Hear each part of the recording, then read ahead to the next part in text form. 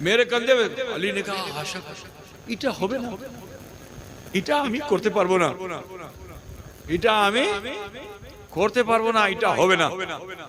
मेरे रसूल ने फरमाया अली मेरे कंधे पे सवार हो जाओ। कहा या रसूलल्लाह फिर भी मैं नहीं पाऊंगा, काबा ऊंचा है ना, फिर भी मैं उसे नहीं पाऊंगा। तो मेरे नबी ने फरमाया कि अली मेरे कंधे पे सवार तो हो जाओ, देखो कि तुम्हारे ये लंबे हाथ कहां तक पहुंचते हैं, जरा सोचिए। तो हजरत अली करमल्लाहु वजहुल करीम को जनाब मोहम्मदुर रसूलुल्लाह सल्लल्लाहु अलैहि वसल्लम ने फतेह मक्का के मौके पर अपने कांधे पर सवार किया और फिर रसूल पाक ने फरमाया कि अपने हाथ को बुलंद करो। तो हजरते मौलाए कायनात ने जो अपना हाथ उठाया तो नबी ने पूछा हाथ कहां तक पहुंचा? कहा या रसूल अल्लाह पहले आसमान को छू रहा हूं। कहा जरा और ऊंचा कर दो। अब जो और ऊंचा किया पूछा कहां तक पहुंचा? कहा या रसूल अल्लाह अर्श के पाए को छू रहा हूं। सुभान अल्लाह, सुभान अल्लाह, अल्लाहु अकबर। या रसूल अल्लाह, या अली, सुन्नियों का शेर है। तो अली के मर्तबे को समझो, अली के मुकाम को समझो कि अगर हाथ उठा दें तो अर्श छू ले।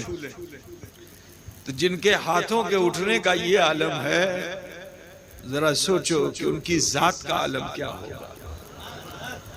बिरादराने मिल्लत, वो अली हैं कि जिन्होंने इस्लाम साबिकून अव्वलून में सबसे पहले इस्लाम लाने वालों में बच्चे की सूरत में अगर कोई है तो अलीउल मुर्तजा। और सुनो, पहले लोग छुप छुप के इस्लाम लाते थे ताकि ये काफिर मुशरिक जानने न पाए। छुप छुप के नमाज छुप छुप के होती थी, इस्लाम छुप छुप के लाते थे, कोई जानने न पाए।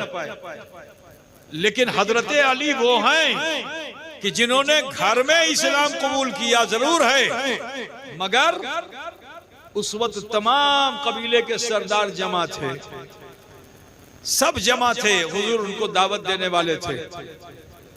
तो जब हुजूर तशरीफ लाए थे तो किस हाल में थे अल्लाह के रसूल कि आपकी गोद में आपकी नन्ही सी बेटी फातिमा गोद में थी, छोटी सी बेटी फातिमा गोद में थी। और हजरत अली 9 साल के थे उस वक्त। बीबी फातिमा की उम्र 1.5 साल या 2 साल की रही होगी, ठीक है। रसूल पाक गोद में लिए हुए। और अरब के समाज में बेटियां दिखाना, ये यानी बेटियां पैदा हुई ये बताना भी शर्म की बात थी। रात के अंधेरे में ही उन्हें जिंदा ले जा करके दफन कर देते थे, बाप दफन कर देता था कि कोई जानने न पाए कि मेरे घर में बेटी पैदा हुई। ऐसी तहजीब थी। लेकिन मेरे नबी ने दुनिया वालों को बता दिया कि बेटियों का मुकाम क्या होता है। पूरी दुनिया के अंदर औरत का हाल ये था कि वो जूते की नोक पे थी। औरत को रजील और जलील समझा जाता था। इसी हिंदुस्तान के अंदर आप जानते होंगे मजहबी तौर पे दिवाली के मौसम में जो ये लोग दिवाली खेलते हैं ना, कौरव पांडव का नाम सुना है ना। तो जुआ खेल रहे थे। अब जुए में जब सब हार गए तो लाके अपनी बीवी को खड़ा कर दिया।